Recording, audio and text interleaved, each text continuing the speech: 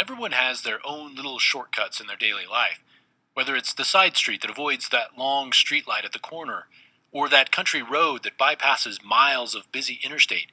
Shortcuts make your everyday travel easier.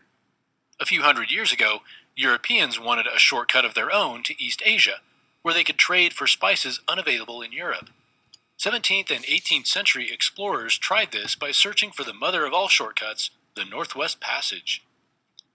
The Northwest Passage was a sea route through North America to the Pacific Ocean and East Asia beyond, first hypothesized by European explorers.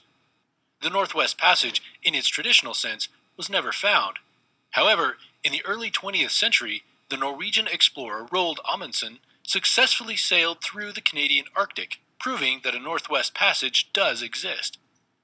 It took Amundsen 3 years to traverse the Arctic islands in a small fishing boat, sailing north of Baffin Island and through Parry Sound. Despite Amundsen's discovery, the path certainly was blocked by sea ice during the first period of the search for the passage, and is only viable today as a route for larger commercial vessels because of the warming climate's impact on seasonal sea ice.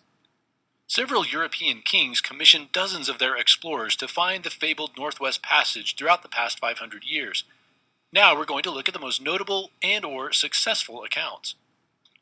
First, let's look at John Cabot, who sailed in 1497. Likely the first European to reach mainland North America since the Vikings, historians believe Columbus's 1492 only reached the Caribbean islands. Cabot was commissioned by the English king Henry VII to search for a route to East Asia through North America and claim any lands he encountered for the English crown. Cabot likely landed at Newfoundland before returning to England.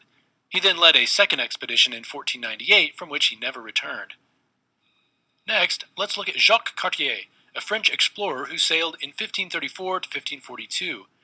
Over an 8-year period, Cartier made 3 voyages to North America in the name of the French king Francis I in search of a quick path to Asia. Cartier sailed around the Gulf of St. Lawrence on the first voyage, and on the second he traveled as far as his boats could travel down the St. Lawrence River.